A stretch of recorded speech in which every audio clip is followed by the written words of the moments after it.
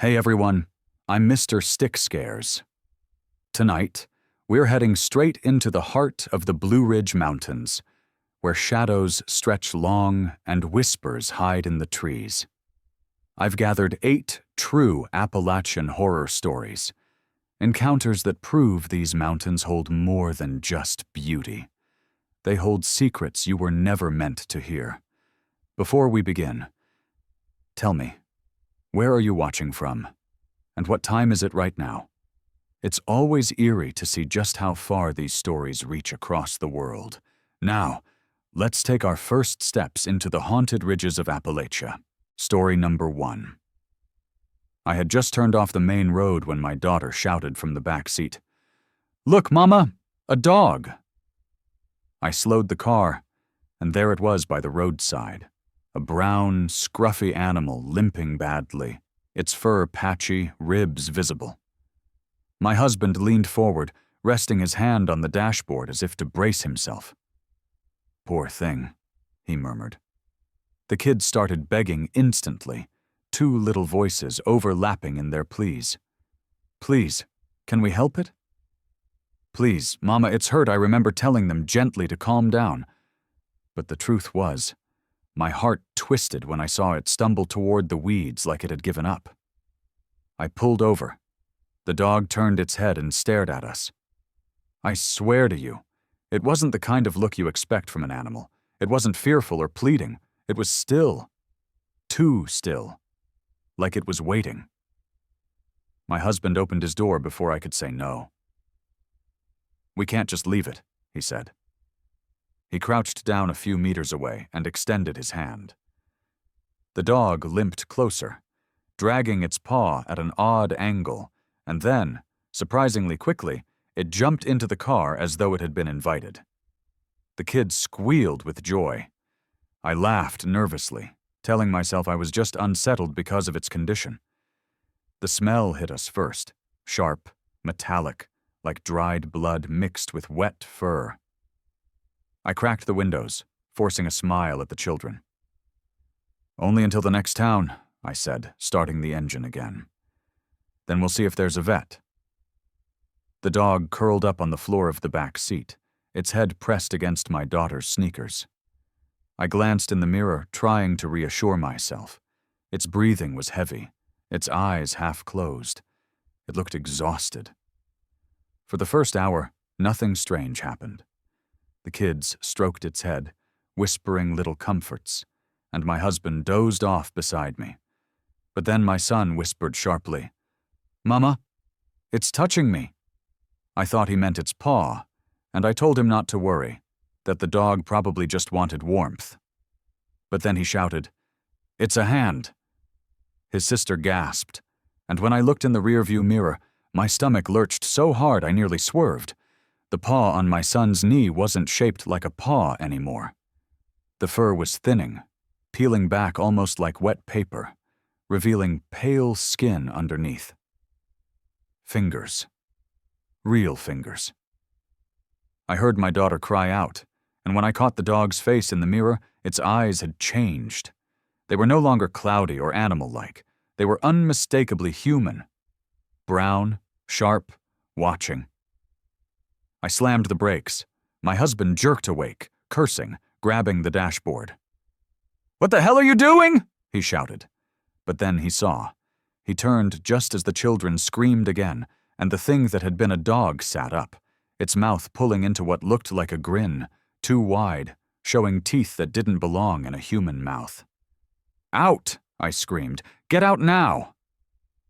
The children fumbled with their seatbelts, sobbing. My husband threw open his door and yanked them out one by one. I tried to move, but the thing lunged forward, its half-furred hand slamming onto my shoulder. The weight of it froze me. The nails dug into my skin, not claws, not entirely human nails either, something in between. It leaned close, and I swear to you, I heard it whisper in a rasping voice, "Thank you for the ride." Adrenaline took over. I shoved the door open and fell out onto the gravel, scraping my knees. My husband dragged me up, shouting at me to run. The kids were already ahead, their little legs pumping frantically as they headed toward the tree line by the roadside. I looked back once, against all sense, and I saw it crawling out of the car. Its body flickered between shapes, fur melting into skin, limbs stretching and contorting, its head jerking with unnatural angles. We ran into the trees, branches whipping against our faces. My lungs burned, my vision blurred, but all I could hear behind me was the sound of something following, not footsteps, but dragging, scratching like bones against bark. My daughter stumbled, and I lifted her, ignoring the scream in my muscles. We didn't stop until the road noise disappeared, and the forest closed in around us. We huddled together, gasping, my husband trying to keep the kids quiet. I strained to listen, my ears ringing with our own panic. For a few minutes, there was nothing. Then a voice, my son's voice, called softly from the direction we'd come. "Mama? Papa? Where are you?" But my son was right beside me, trembling, clutching my arm. I pressed my hand over his mouth and shook my head, tears filling my eyes. The voice called again, closer this time. "Mama, I'm scared. Please come out." My husband's grip tightened around me. We didn't answer. We just sat in silence, every second stretched thin like a wire about to snap. Eventually, the voice faded, and so did the sound of movement. Hours passed, or maybe just minutes. I couldn't tell. When the forest finally grew lighter, we decided to risk moving back toward the road. My legs shook so badly I thought they might give out. The car was gone, completely gone. No trace of it, just tire marks in the gravel that ended abruptly. We walked until we reached a small village. A farmer gave us water, bread, and a place to sit while my husband tried to explain in broken Romanian what had happened. The man's face grew pale as he listened. Finally, he shook his head slowly and muttered a word I didn't understand. When I pressed, he only said in halting English, "Old stories. Don't take animals from the road at night." The police were called, of course. They asked endless questions. Where was the car? Where had we last seen it? They didn't believe a word about the dog, or the hands, or the voice. They hinted that maybe we'd fallen asleep, crashed, imagined things. But they couldn't explain the scratches on my shoulder, deep and raw, shaped like fingers. They couldn't explain why the car was never found, not even months later. For years, I had nightmares about that face, those eyes looking at me with calm intelligence from the floor of the car. The children still remember, too. My daughter won't go near dogs anymore. My son wakes up crying sometimes, swearing he hears his own voice calling from outside his window. You asked me once why I hate road trips, why I flinch whenever an animal runs across the road in front of us. That's why. Because I know what we saw wasn't just a dog. It wasn't just some hallucination. It was something older, wearing a shape, waiting for us to stop, waiting for kindness to pull over and open the door. And the worst part isn't what it did. The worst part is the way it watched me, the way it smiled as though it had been here before, and would be here again. We left Romania after that trip, and never returned. But sometimes, when we're driving at night, I catch the kids glancing nervously at the roadside, like they're expecting to see it again. And I can't lie to them. I'm expecting it too. Because whatever that thing was, it didn't just want a ride, it wanted us. And I know deep down that letting it into the car was the closest I've ever come to losing everything. Before we jump into the next story, please like the video and subscribe to the channel. We really need your love and support. Story number 2. When I first pressed my hand against the cracked bark of one of the olive trees, I felt something under my palm, almost like a heartbeat. I told myself it was just my imagination, just the rhythm of my own blood echoing in my ears. But the truth is I pulled my hand away too quickly, embarrassed at how unsettled I felt by a tree.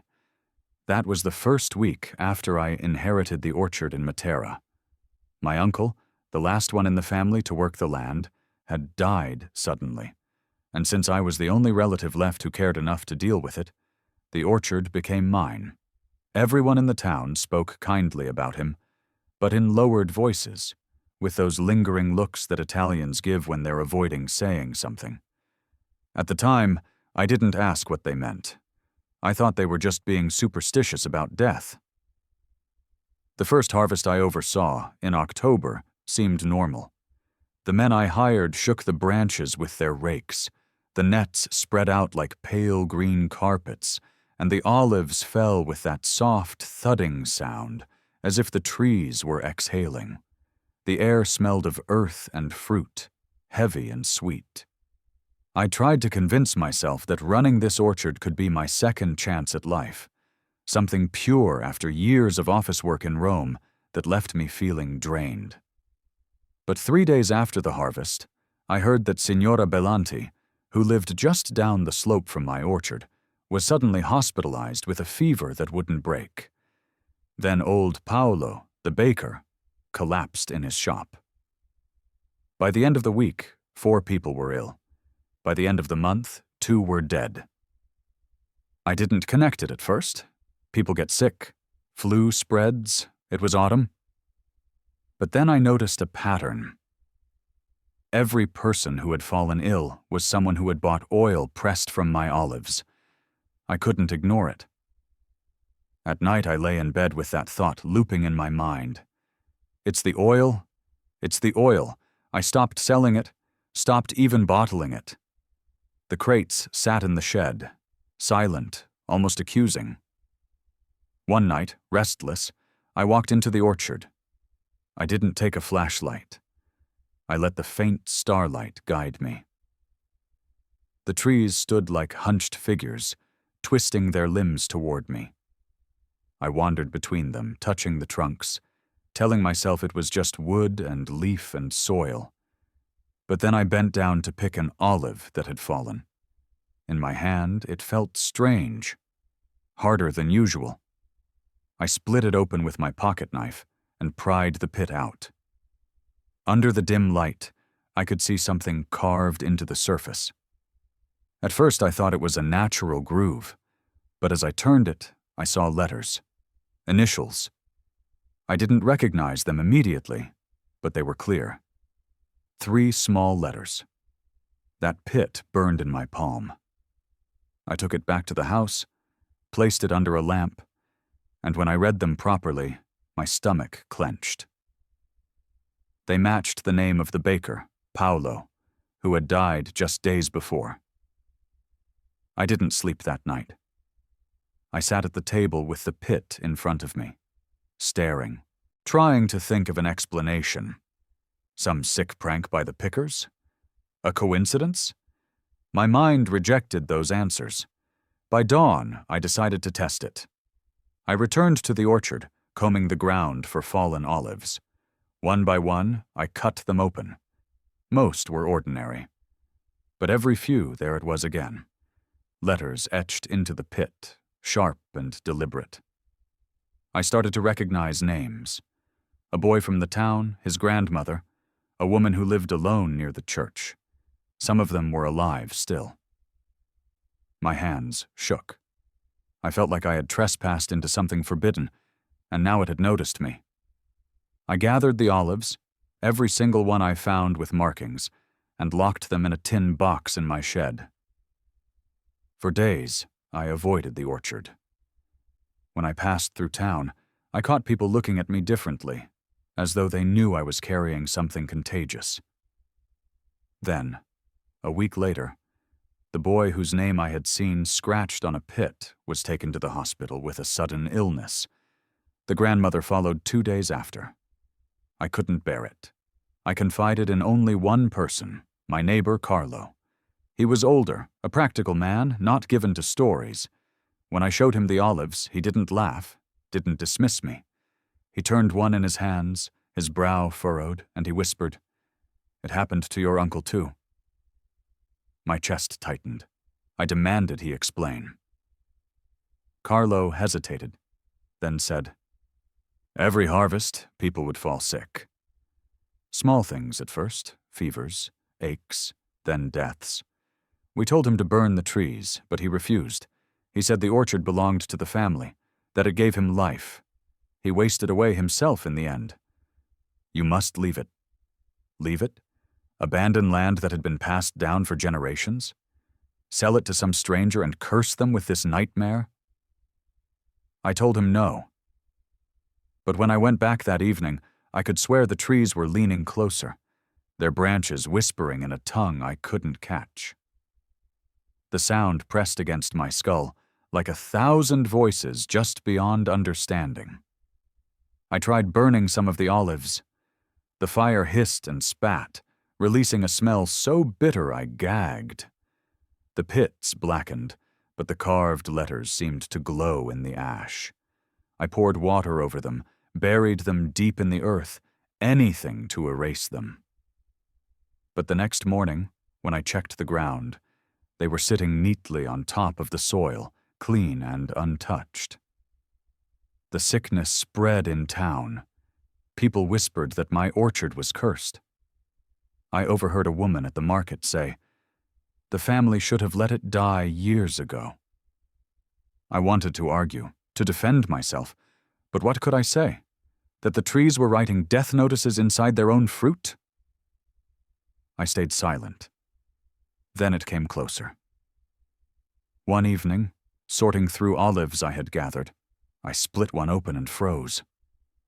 The letters formed my own initials. My mouth went dry. I couldn't breathe. My name, written in the pit of a fruit that had grown on my land.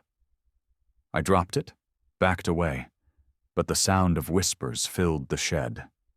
Louder, now, insistent, like they were calling me. I couldn't think straight. I drank until the world blurred.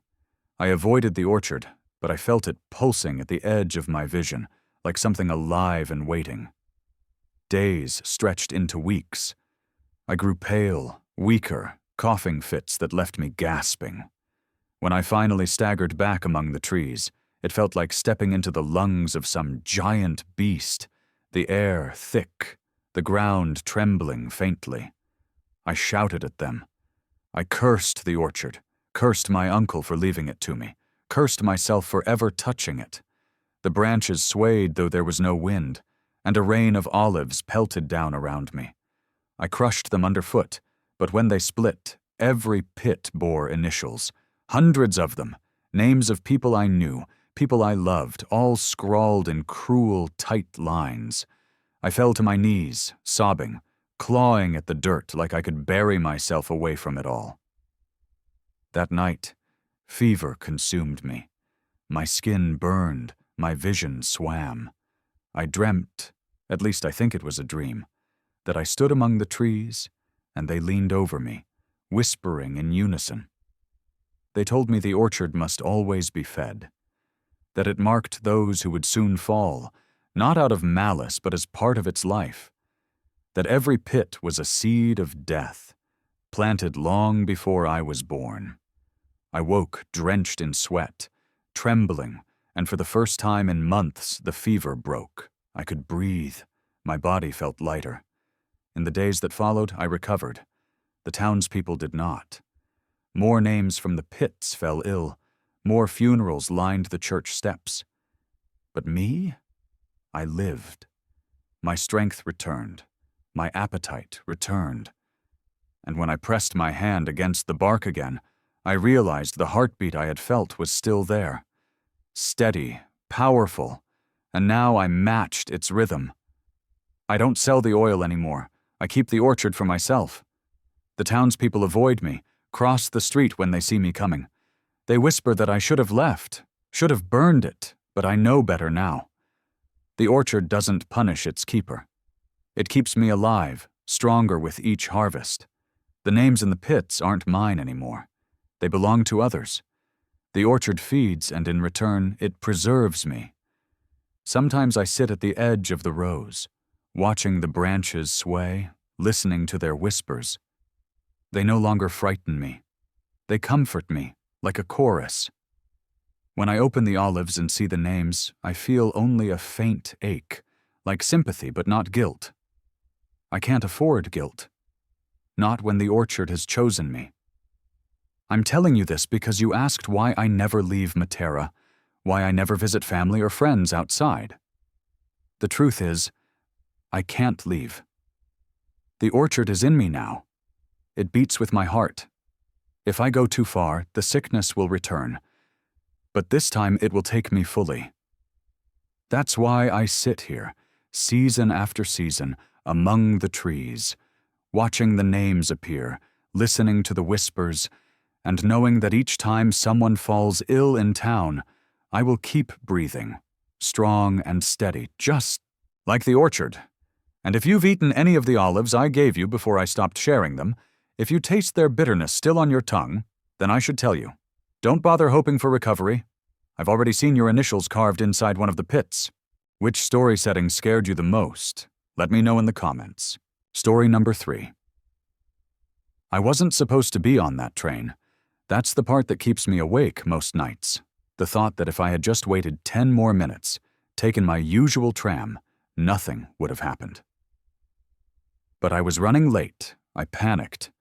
And when I saw the dark green carriages waiting at the platform with their doors wide open, I jumped on without checking the timetable.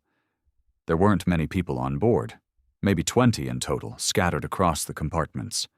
A few students with backpacks, an old man reading a folded newspaper, a young mother holding her little girl. Ordinary people, nothing unusual. The doors hissed shut behind me, and the train lurched forward. At first I thought nothing of it, just another commuter ride out of Brno. But after a minute, I noticed the windows. Instead of the city rushing by, there was nothing. Not blackness, not night, but a kind of gray fog pressing against the glass like smoke trapped in a jar. I leaned closer, tapping the window, but it was like touching cold stone. I tried to tell myself it was some kind of industrial smoke. Maybe the train passed through a tunnel I didn't know about. That made sense, didn't it? Then the lights went out. There wasn't a flicker, no warning, just complete, suffocating darkness. The kind of dark where your brain starts inventing shapes because your eyes can't process the void. I could hear people muttering, shifting in their seats, someone striking a lighter for a second before it went out. The child started crying.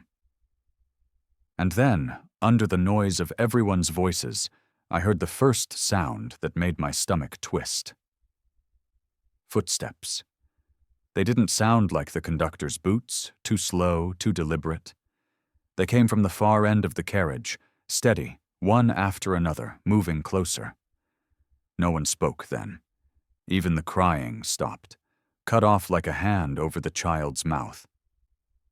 The footsteps reached our compartment, paused, then continued down the corridor, fading into the dark. I realized I had been holding my breath the whole time, and when I exhaled, the man beside me whispered, "Did you hear that?" His voice was barely audible, as if he was afraid of being overheard. The train kept moving, faster than before, the vibrations rattling through the seats. I gripped the edge of mine, every muscle stiff, telling myself it was just the conductor checking compartments without a torch. But then, a few minutes later, the footsteps came back. This time they didn't pass by. They stopped directly outside our door. I swear to you, it felt like the air itself grew heavier. No one dared speak, though I could hear shallow breathing, frantic, like a room full of trapped animals. The handle rattled once, then slowly began to turn. Something inside me snapped. I jumped up, slammed my shoulder into the door, locking it shut. A sound answered from the other side. Not words, not even human exactly. It was like the echo of many voices layered together, all whispering nonsense at once. My skin crawled. The handle went still. The footsteps retreated again. We sat in silence, frozen, for what felt like hours. Someone tried to strike a match, but it fizzled instantly, like the air itself smothered fire. The old man with the newspaper started muttering prayers under his breath. The young mother clutched her child so tightly the girl whimpered. I tried to think rationally, tried to map out where we might be, how long we'd been moving, if we'd stop soon. But time didn't feel real on that train. Then came the worst part. One by one, the compartments ahead of us erupted with screams. First a man's voice, panicked, cut short. Then a woman's cry, high-pitched and desperate. Doors slamming, fists pounding against walls. And then silence. After each burst, the footsteps returned, unhurried, moving closer again. When it reached our door, I pressed myself against it, shaking so violently I thought my bones would rattle apart. The whispers seeped through the cracks again, louder this time, almost forming words. My ears burned as though they were being filled with hot air. The child in our compartment let out a sharp wail, and for the first time, the mother couldn't hush her. The handle twisted harder. The old man leapt up, shouting in check, slamming his fists against the door. Something answered him, a shriek that didn't come from a human throat. The walls trembled, and then suddenly it was gone. The train slowed. With a screech of metal, it ground to a halt. The doors slid open and light spilled in. Not daylight, but the dim, fluorescent glow of Brno Station, ordinary and almost comforting after what we'd endured.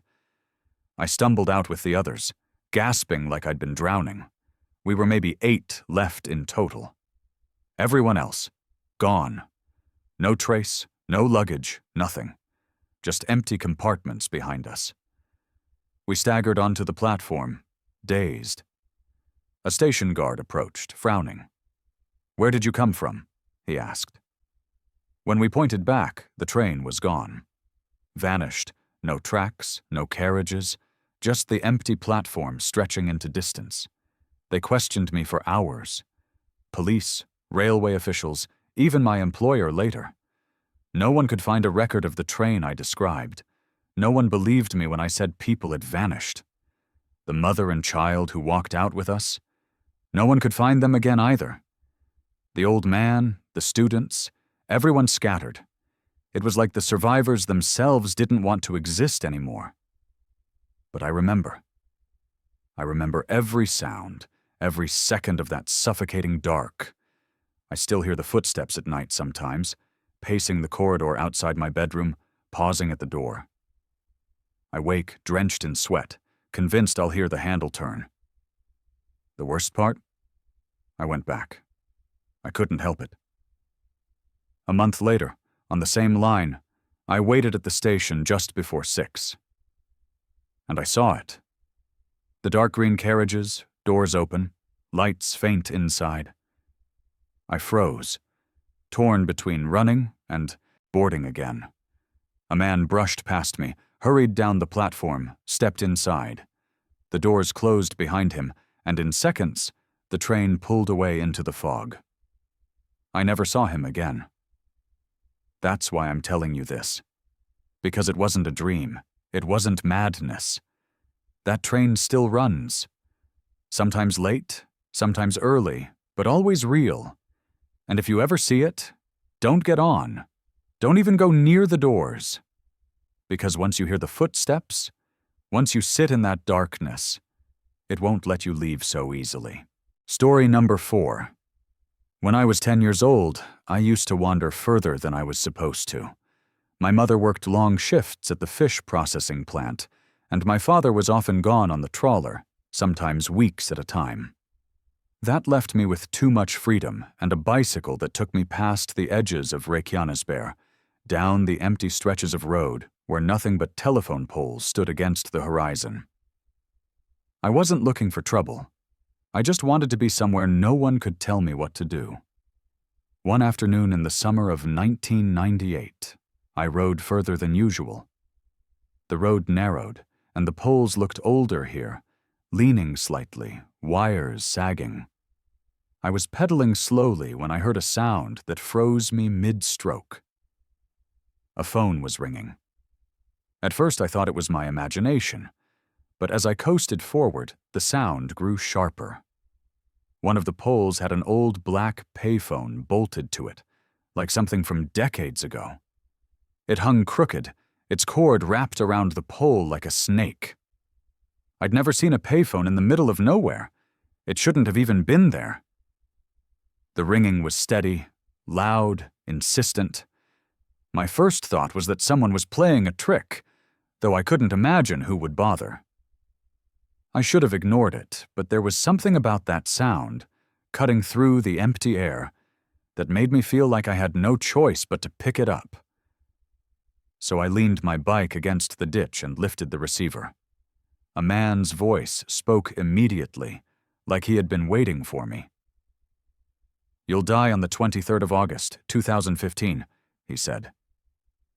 My heart thudded so hard I nearly dropped the phone. The voice was calm, not cruel, not mocking, just stating a fact.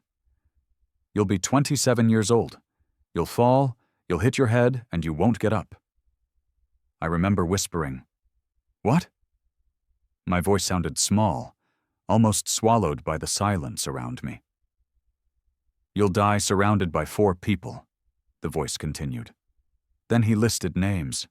My mother, my father, my cousin Eileen, and someone I had never heard of before, a name that felt foreign on my tongue. Katrine. I slammed the receiver down and ran back to my bike. I pedaled home so fast my lungs burned. The whole way I kept telling myself it was a prank. Someone wired the phone to mess with kids. But how could they have known my family's names? That night I couldn't eat. I sat at the table pushing food around until my mother asked if I was sick. I shook my head and mumbled something about being tired. Lying awake later, I repeated the date over and over. August 23rd, 2015. At 10 years old, the idea of being 27 felt impossibly far away. Still, the words clung to me like a stain. I didn't tell anyone. How could I? If I said a payphone told me my death date, I'd be laughed at or worse. For a while, I convinced myself I imagined it. But then, strange things started happening. A week later, I passed the same stretch of road with 2 friends. The phone wasn't there. Not bolted to the pole, not lying on the ground, nothing. Just the wooden pole, bare and ordinary. I asked them if they'd ever seen a payphone there. They both shook their heads. Over the years, I tried to forget. I went to school, I played football, I grew up. But every time August came around, I felt my chest tighten. I'd catch myself counting the years until 2015. It became a private ritual, something I never told even my closest friends. When I was 16, my cousin Eileen introduced me to her best friend. Her name was Katrine. The same Katrine the voice had spoken. I nearly fainted when she said her name. She thought I was just shy and laughed at how red my face turned. From then on, I knew it hadn't been a prank. Whoever spoke to me knew something I couldn't explain. I carried it quietly, like a secret poison. Every decision I made afterward had that date hovering over it. University, jobs, relationships, it all felt temporary. Why try too hard if I was destined to die at 27? Still, life pulled me forward whether I wanted it to or not. In 2015, the weight of it became unbearable. I turned 27 in May. My friends threw me a party, but I couldn't enjoy it. All I could think about was the countdown. August was only months away. I tried telling myself that maybe the voice was wrong. Maybe it was just some insane coincidence. But I couldn't stop imagining falling, hitting my head, not getting up. The morning of August 23rd, I woke up with my heart pounding. My parents had invited me to a late lunch. Eileen was supposed to come too, and she asked if Katrin could join since she was back in town visiting.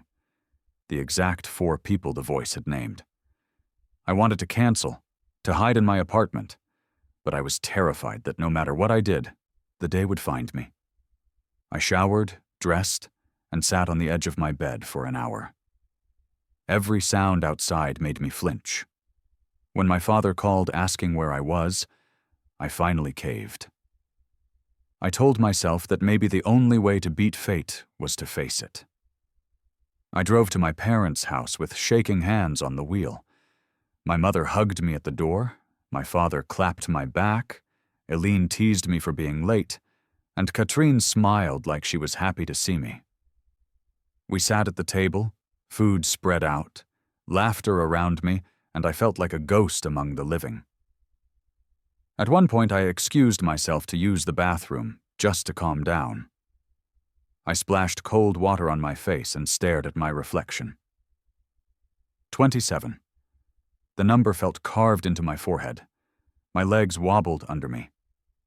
As I turned to leave, my foot slipped on the tiled floor. My body lurched sideways.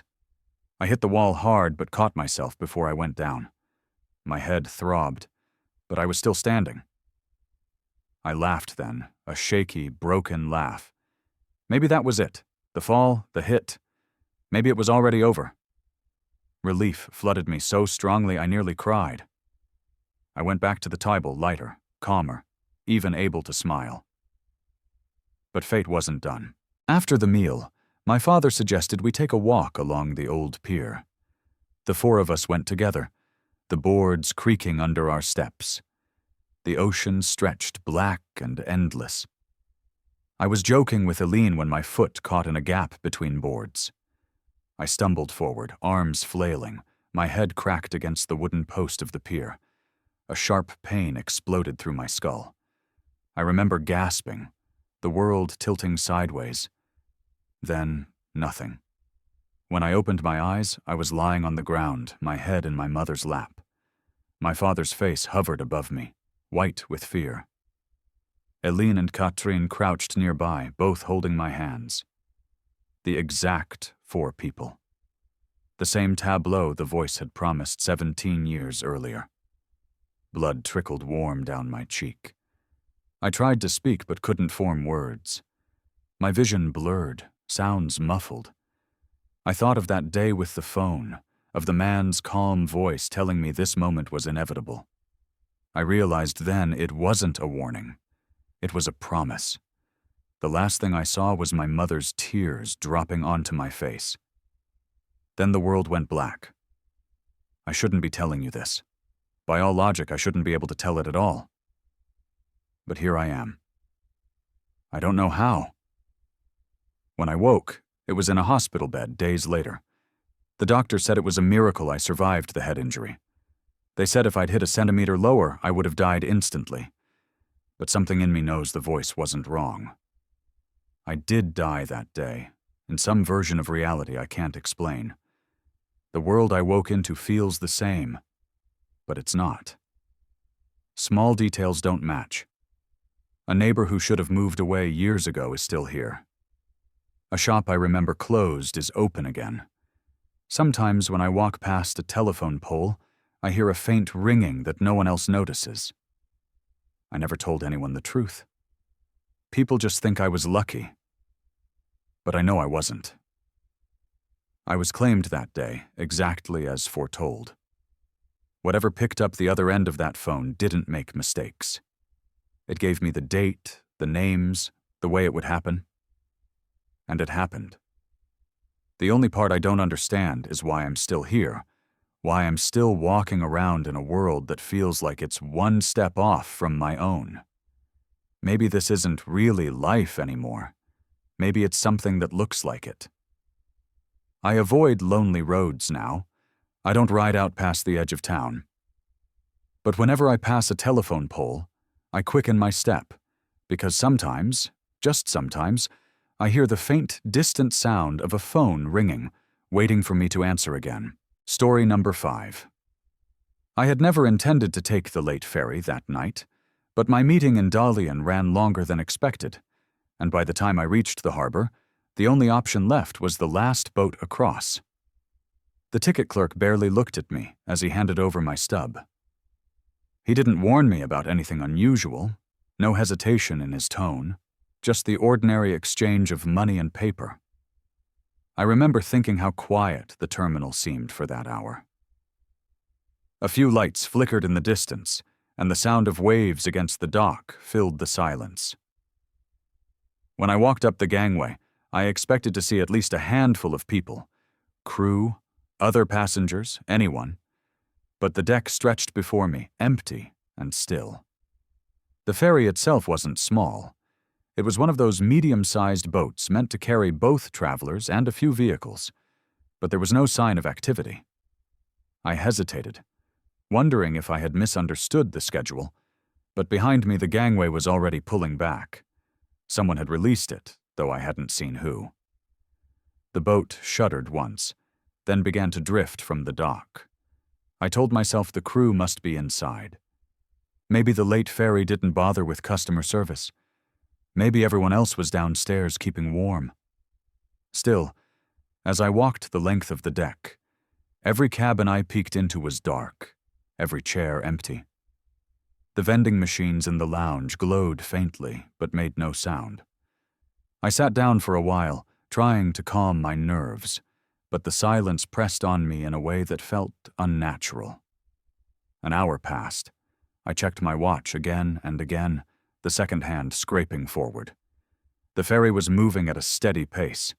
I could feel the vibrations of the engine through the floor, but I never heard footsteps, never saw movement. I knocked on the door marked "Crew Only," but no one answered. I pressed my ear to the door, straining to hear voices or clatter of dishes, but there was nothing, only the low thrum of machinery. It was strange how quickly my thoughts turned inward, how quickly suspicion grew. I wondered if maybe I had boarded the wrong ferry, if this boat was out of service, drifting somewhere it shouldn't. But if that were true, why had it left the dock at all? I tried to rationalize. Maybe the ferry system was understaffed. Maybe the crew rotated to resting areas I hadn't found. Every explanation I made for myself felt thin, like a blanket that couldn't cover the whole of what I was feeling. At some point, I dozed in my seat, my head heavy from exhaustion. I don't know how long I slept, but when I opened my eyes, the ferry was gliding into the glow of a harbor. The skyline stretched out, familiar in outline. Tall buildings, cranes, the rows of lights along the pier. Relief washed over me. Finally, I thought, I could step off and forget the strangeness of the trip. But the closer we came, the more I realized something was wrong. The lights along the shore were lit, but they flickered oddly, as though not powered by electricity but imitations of light. And when the ferry bumped softly against the dock, no crew appeared with ropes, no workers waited with guiding lanterns. The gangway lowered itself with a groan, settling into place without human hands. I stepped onto the dock cautiously. My footsteps echoed too loud in the emptiness. The city ahead of me looked like Dalian. I recognized the shapes of the buildings, the curve of the streets. But everything was still. The windows of apartments glowed faintly, but when I peered closer, there were no silhouettes inside, no movement of curtains or television flicker. Cars were parked neatly along the street, but none had drivers. None had the soft heat of a recent engine. I walked into the heart of the city, each step heavier than the last. My chest tightened with unease. It wasn't just that the place was empty. It was the feeling that people should have been there.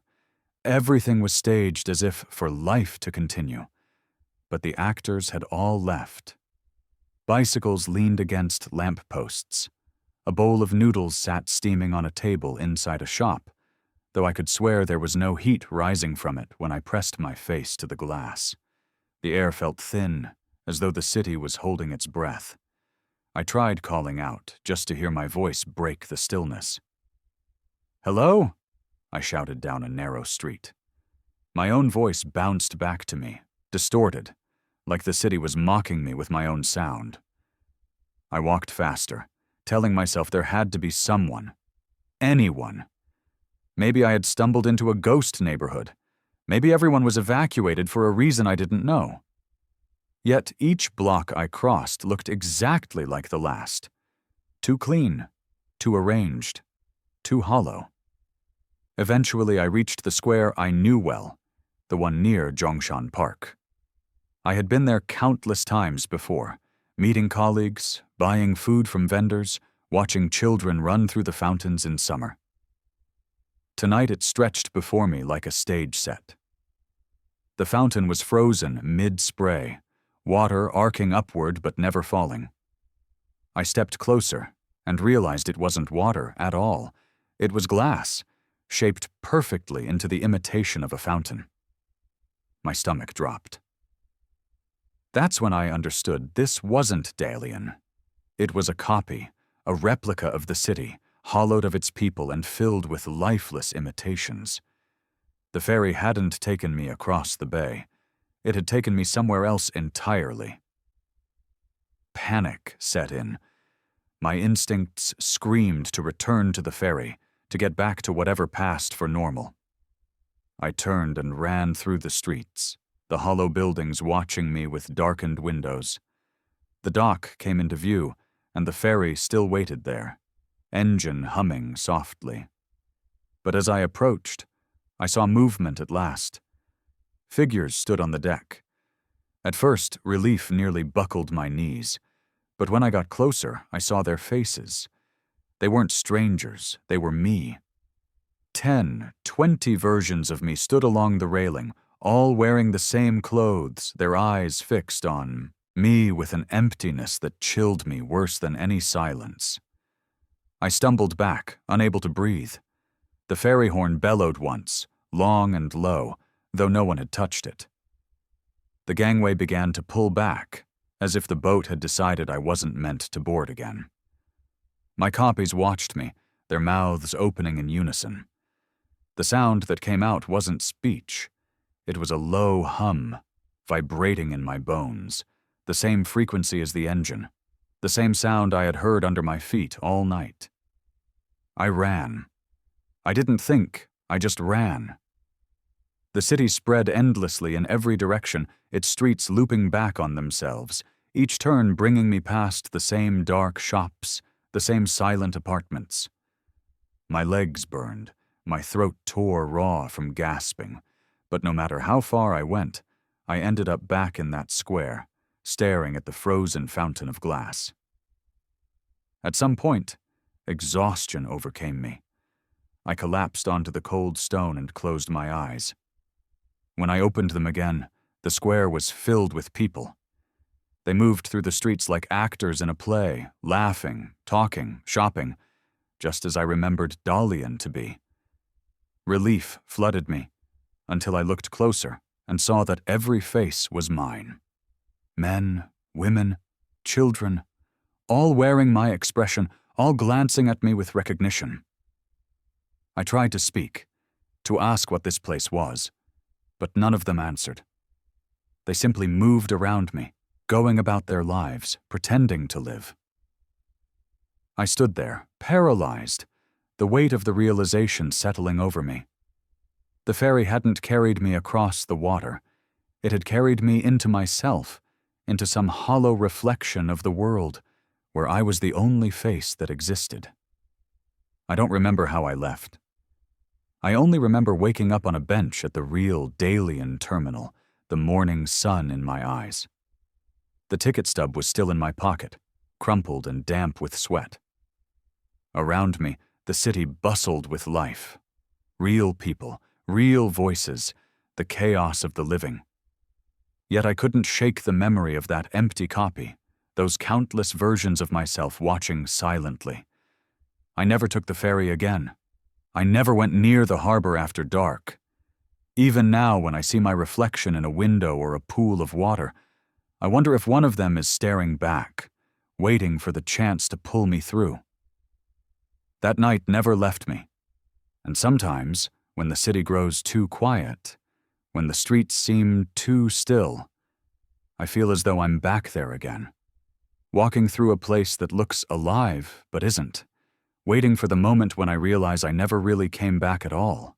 Story number 6. I hadn't been on many dates since I started transitioning. Most of the time I told myself I was too busy, but really, I just didn't want to deal with the awkwardness. The double takes, the subtle questions, the strange looks if my voice didn't match what someone expected to hear from a man. But when Tian messaged me on a dating app, he was charming, funny, and oddly persistent in a way that didn't feel pushy. We texted for weeks before meeting. He knew I was trans. I told him early on, and he said it wasn't a problem. Said he'd dated a trans woman once and got how it was. That should have been a red flag, but I wanted to believe people could be decent. We met up in Dublin city centre on a Friday night. I'd worn my safest outfit, dark jeans, a black button-up, and my favorite pair of boots. Something about them made me feel grounded, like I could plant myself and not be moved. Tian was taller than I expected, with that scruffy, devil-may-care look that made it hard to tell if he'd just rolled out of bed or had spent hours trying to look like he had. He greeted me with a hug that lasted a beat too long. After dinner, he insisted we go to a pub that had karaoke. "Come on," he grinned, nudging me. "It'll be fun." I have the voice of an angel and the confidence of a man who thinks he's funnier than he is. I hesitated. Karaoke always made me nervous, and not for the usual reasons. I hated being the center of attention in a room full of strangers.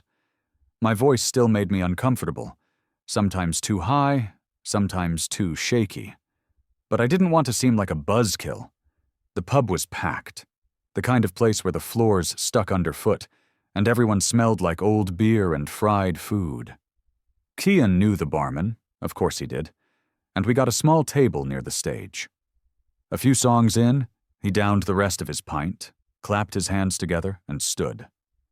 "I'm gonna dedicate this one to my date tonight," he announced with a dramatic bow, like he was playing to an audience of thousands instead of a bunch of half-sloshed strangers. I laughed nervously. "You don't have to—" But he was already walking toward the stage. My stomach clenched. I didn't like surprises, especially ones involving microphones and public dedications. The host handed him the mic, and the screen behind him lit up with the title of the song, "Dude Looks Like a Lady," by Aerosmith. I froze. At first I thought, maybe he doesn't realize. Maybe it's just a bad coincidence. Maybe he picked it because it's a karaoke classic and has that dumb 80s energy people love. But then he winked at me. Right at the part where the lyrics go, "That's when she was beautiful, but now he's just a pain in the ass." He emphasized the "he laughed into the mic." People chuckled. A few actually turned to look at me. I could feel my chest tighten, that cold prickle of adrenaline starting behind my ears and crawling down my neck. I wanted to disappear. Slide under the table and melt into the floorboards. But I stayed frozen, every muscle locked up. My smile had vanished. I couldn't fake anything. He kept going. He leaned into the joke, changed some of the lyrics. "Never judge a book by its cover, or you'll end up on a date with a man that used to be his mother." The pub roared. Laughter like waves. It felt like it was crashing directly on top of me. My legs finally moved. I stood up and walked out. I didn't run. I didn't look back. I walked straight through the crowd, out into the night, and kept walking until I hit a quieter street.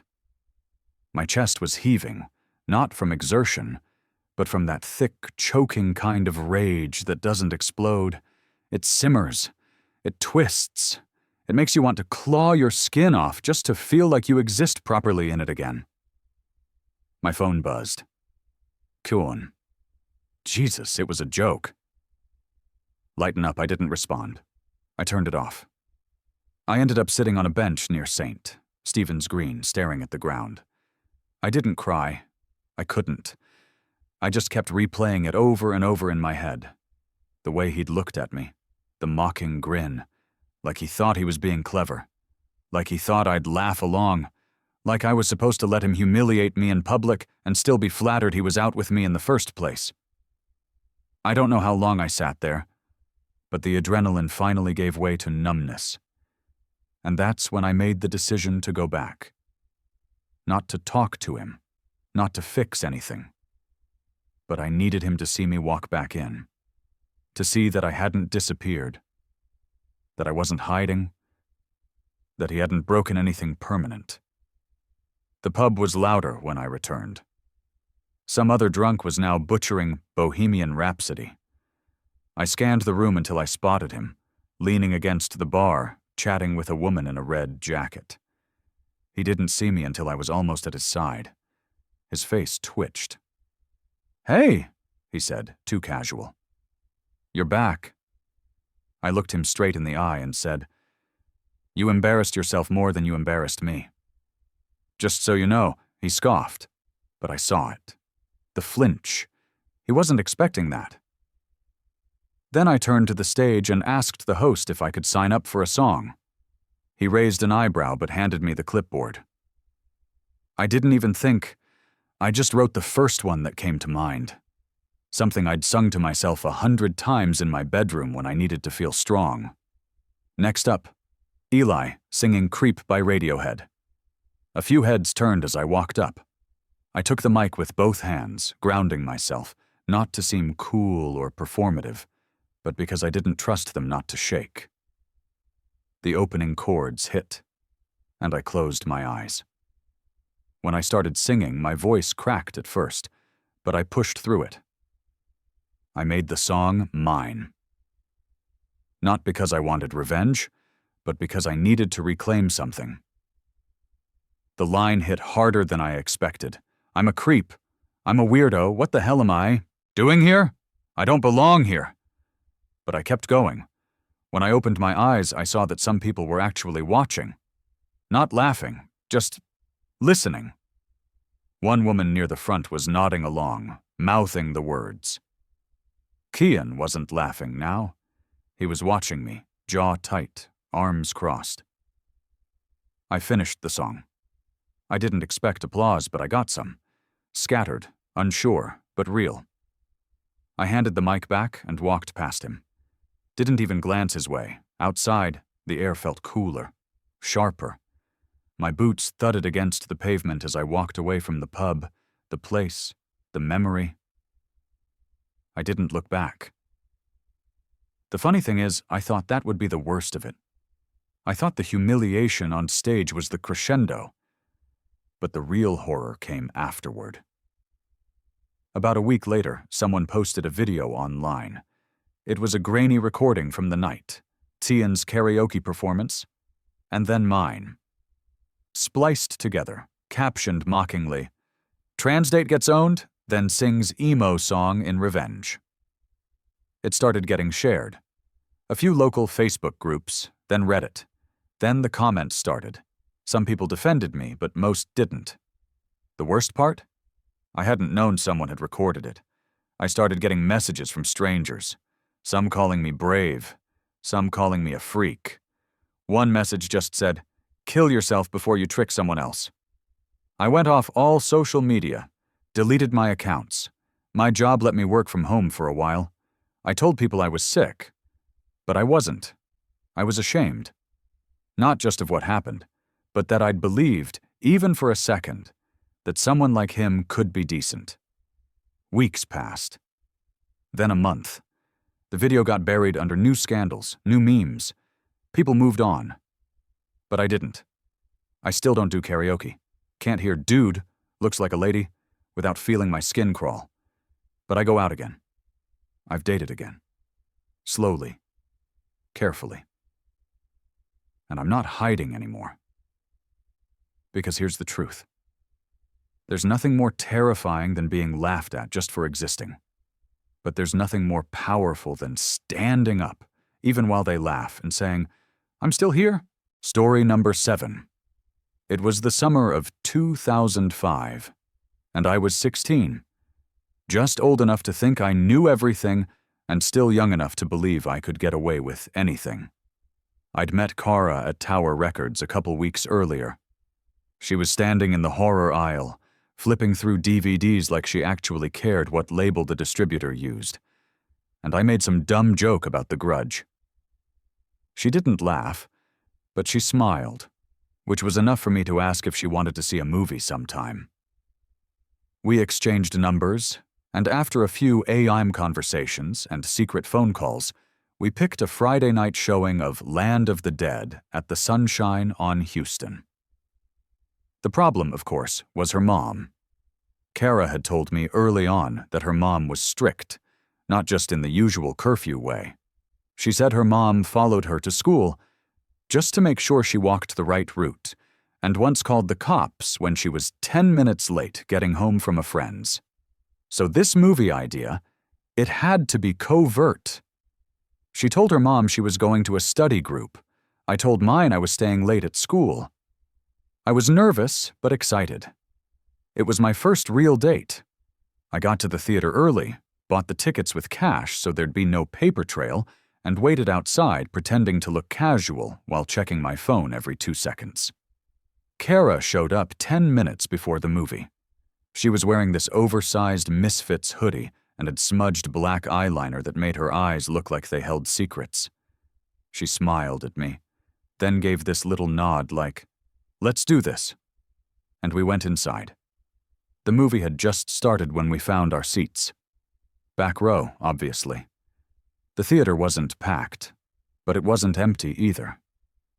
A few scattered couples, one guy by himself 2 rows ahead, and an older couple closer to the front. It was perfect. We whispered during the trailers, and I made her laugh by doing a stupid zombie moan during a quiet part.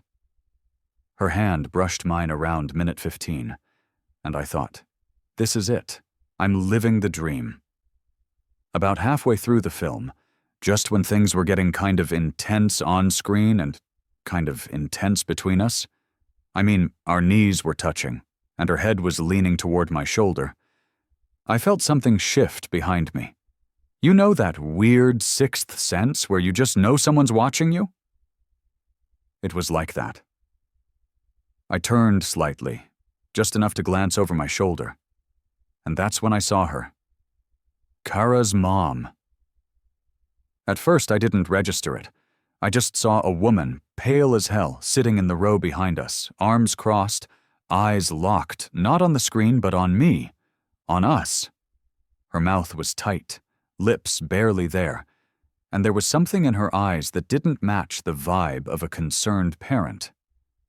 No, this wasn't worry or even anger. It was something colder. I nudged Kara with my elbow, just a little. She looked up at me, eyebrows raised. I nodded behind us.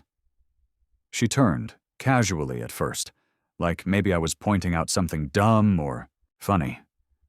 But the second she saw her, everything in her face collapsed. She went stiff.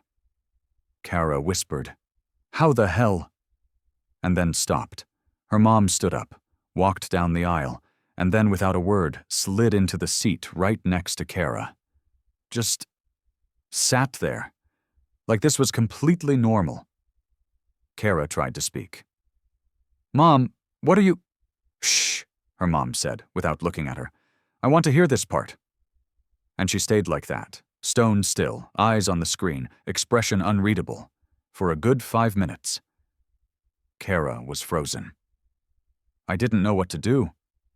I thought maybe we should just get up and leave, but I was too stunned to move.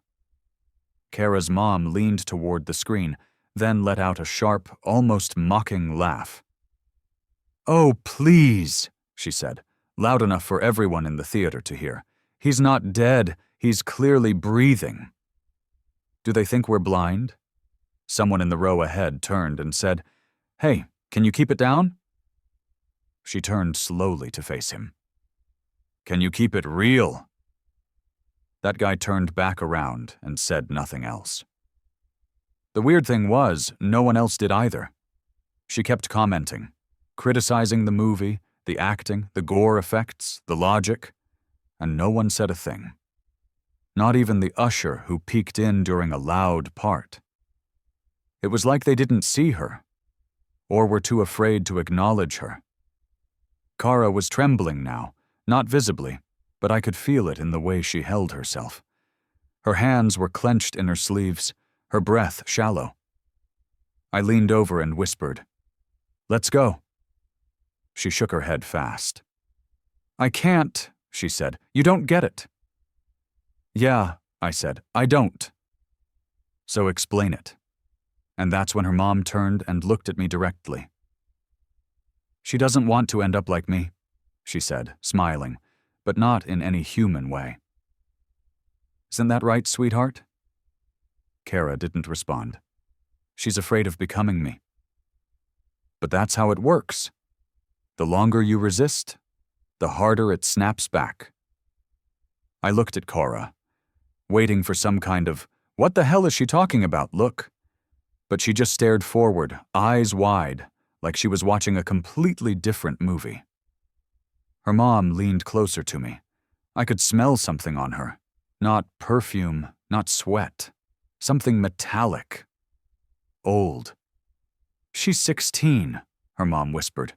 "That's when it starts." "That's when the shift happens."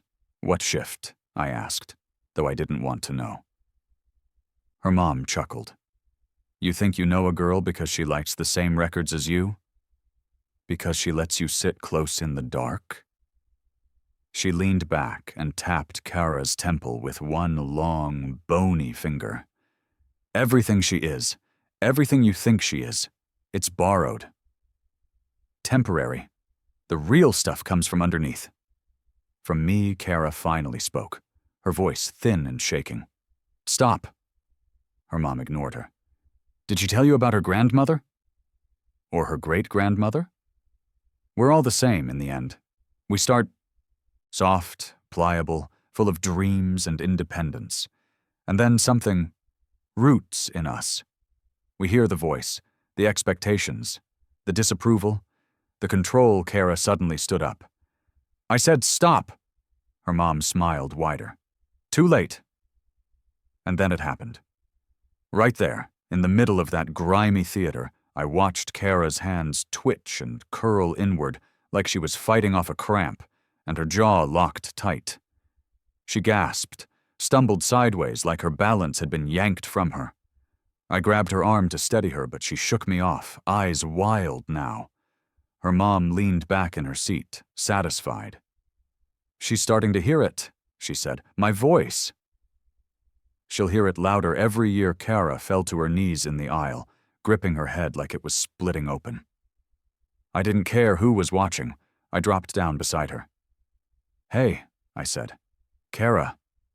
Look at me. We're leaving. You and me, right now." Forget her. But Kara was whispering something over and over. I leaned in. "I won't be you," she said. "I won't be you. I won't be you." Her mom stood, walked slowly down the aisle. She didn't look back. As she passed the guy sitting alone 2 rows ahead, he shivered like he'd been hit with cold air. I helped Kara up. We stumbled out into the hallway, past the concession stand, through the glass doors, into the night. I was still holding her hand when we got to the sidewalk. "Is she gone?" I asked. Kara nodded slowly. "For now." "What the hell was that?" She looked at me, exhausted. "My mom, or what's left of her." We sat on the curb for a while, not saying much. Eventually, I asked if she wanted me to walk her home. She shook her head. "She'll be there. You don't have to go." She looked at me with a kind of deep, tired sadness I didn't understand at the time. "Yeah, I do." I saw her a few times after that, at school, once at the same record store, though she didn't say hi. Over the next year, it was like she faded. Not in some mystical way, just socially. She stopped hanging out, stopped laughing, started dressing more like her mom. I tried to talk to her once, ask if she remembered that night, but she just smiled a little and said, "You were sweet." And that was it. I think about her sometimes, especially now when I catch myself saying something in a tone that sounds just like my own mother. Or when I look in the mirror and see her expression on my face. Maybe it's not just them. Maybe it's in all of us. Maybe it's waiting. Story number 8. I met Daniel on Bumble in early March. He had that unshaven but clean vibe, with a bio that read, "Single dad recovering board game addict, good with dogs and bad with karaoke." It was the single dad part that gave me pause. But we chatted for 2 weeks, and he never once gave off a weird vibe. He was funny, thoughtful, asked about my job without making it feel like an interview. I liked him. We finally made plans to meet for dinner at a cozy Italian spot in the annex. I wore jeans and a black blouse. Casual, but cute. I figured it would be a nice, easy first date. It wasn't. When I got to the restaurant, he was already there, waving at me from the table with this sheepish grin. Sitting next to him was a little boy, maybe 2 or 3, with wild curly hair and a juice box clutched in one hand. I hesitated. I thought maybe Daniel was wrapping up a co-parenting exchange or something. But when I sat down, he said, "Hope you don't mind." I had a sitter cancel on me. "This is Leo," I laughed awkwardly. "What else do you say?" I was annoyed, sure, but I'm not a monster. The kid was cute, and I tried to make the best of it. Daniel pulled a toy car from his jacket pocket and handed it to Leo, who promptly started running it across the table and making car noises. Daniel and I ordered wine and pasta. I didn't touch the wine much. I felt like I was on a family outing, not a date. Every few minutes, Daniel would interrupt our conversation to wipe Leo's hands or stop him from throwing a breadstick. But he was gentle with him, patient, and that part was sweet. I started to relax a little. About 15 minutes into the meal, just as the appetizers arrived, Daniel suddenly tensed and looked over my shoulder. I turned around and saw a woman striding toward our table. She was tall, blonde, and moving like a bullet. Right behind her was an older man in a camel coat. He looked like the kind of guy who owns property and thinks everyone else is an idiot. The woman stopped at the edge of the table and crossed her arms. "Are you kidding me?" she said, looking straight at Daniel. "Marissa," Daniel started, his voice low. "Let's not— You brought our son on a date?" she snapped. "To a restaurant with a stranger?" Daniel stood up, holding his hands out. "It's just dinner." "He's fine." "He's not fine, Daniel." "You didn't tell me where he was?" "I had to track your phone." "Track his phone?" I looked at Daniel, then at her, suddenly unsure of what I'd gotten myself into. The older man stepped forward and stared me down like I'd just set a church on fire. "You must be the date," he said, his voice cold. "What's your name?" I blinked. "Sorry, who are you?" "I'm her father," he said, pointing a thumb at Marissa. "And his grandfather. You think it's appropriate to meet someone's child on a first date?" "I didn't know," I said quickly. "He didn't tell me." Marissa's eyes were burning holes through Daniel. "You're unbelievable." Daniel rubbed the back of his neck and looked at me. I didn't think it was a big deal. "You're good with kids, right?" I didn't answer. I was trying to process what was happening. I was in a restaurant with a man I barely knew who'd brought his toddler without warning, and now his furious ex and her dad were towering over us. I reached for my bag. Maybe I should go. No, Daniel said, blocking me slightly. "This is just a misunderstanding." "You're damn right it is," Marissa muttered. Then she leaned down and picked up Leo. He didn't protest, just buried his face in her shoulder. I want full weekends, she told Daniel. Starting now. You don't get to make that call. I do when you pull this kind of stunt. The grandfather watched them go, then turned back to me. He stared at me for a second, then said, "Don't contact him again." And then he followed them out. Daniel sank back into his chair like the air had left him. Well, that went poorly. I couldn't even speak. I was still stuck on track your phone. He looked at me and offered a small, crooked smile. This wasn't how I pictured the night going. No kidding. I was ready to leave, but something stopped me. Maybe I felt bad for him. Maybe I was just in shock. But we sat there for another 10 minutes. He apologized, said his ex had always been intense, but that the tracking thing was new. She's just high-strung. She doesn't trust anyone, he said. Her dad's worse. I nodded slowly, trying to decide if I believed him. Part of me wanted to, but the pit in my stomach said otherwise. After that, I didn't see him again for a while. We texted a bit. He apologized again. Said he'd explain everything if I gave him a second chance. I ignored him for a week. Then I got a long message. One of those ones where you can feel the desperation leaking out between the sentences. He said he couldn't stop thinking about me. Said Leo kept asking when he'd see the nice lady again. That part got to me. We met up again for coffee in Trinity Bellwoods. No Leo, no drama. Just us. And it was good. Really good. He was charming again, funny, self-deprecating.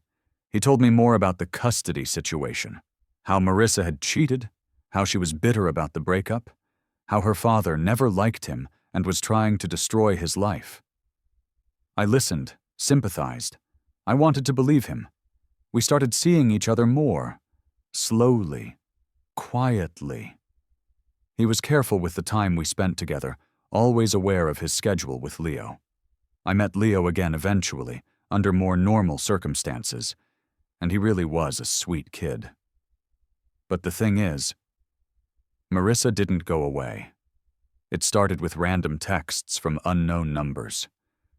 Do you know who you're with? He's dangerous. Get out now. I blocked them. Then it was emails. Long ones. Accusations. Screenshots of messages between her and Daniel. Claims he was unstable, violent, manipulative. I showed them to Daniel, and he laughed them off. She's spiraling, he said. She does this to anyone I date. Then it escalated. I came home one night to find a note slid under my apartment door. He's lying to you. No envelope, no explanation. A week later, my mailbox was stuffed with printed photos, me and Daniel at the park, on the street, holding hands, from a distance. Someone had been following us. I told Daniel I needed space. He begged me not to go, said he'd fix it, said he'd talk to her, finally set boundaries. I almost believed him. But then I made the mistake of reaching out to Marissa. I just wanted answers. I didn't even know what I was looking for. But I asked to meet, and she agreed. We sat on a bench by the lake. She looked exhausted, hollowed out. He does this to every woman, she said. He charms you, makes you feel seen. Then he pulls you in and breaks you down. I asked about the phone tracking. That was for Leo. Not him. I got scared I asked about the emails. I was trying to warn you. She showed me a photo on her phone. A woman. Bruised. That was Daniel's ex before me. He said she fell down the stairs. I felt like my brain was cracking open. I tried to confront him, but he shut down, got defensive, told me Marissa was manipulating me, that I was just like everyone else, turning on him. He said he loved me, that we could still have a life together. That night, I woke up to knocking on my door. Not pounding, just slow, steady taps. I looked through the peephole. No one. I went back to bed, heart racing. Then I heard it again. Tap, tap, tap. This time I called the police. They found nothing, but my welcome mat was gone. I changed the locks, blocked his number, deleted my social media for a while. I thought it was over. 2 weeks later, I got a text from an unknown number, just a picture. It was Leo, sitting on a couch, crying, and behind him, in the reflection of the TV, was me. Me, asleep on my couch, in my apartment, wearing the same clothes I had on the night before. I moved. Immediately, I left my lease, quit my job, moved cities. I didn't tell anyone where. Changed my name on everything I could. It's been over a year. I haven't heard from him, haven't heard from her, but I sleep with my phone in my hand and a camera pointed at my front door. Sometimes I still dream of that dinner, of Leo running a toy car across the table, looking up at me with wide, trusting eyes. I wonder what he's learning from his father. I wonder if he'll be okay. And I wonder what Daniel would have done if I'd stayed. That's the end of our 8 Appalachian Blue Ridge horror stories. Which one haunted you the most?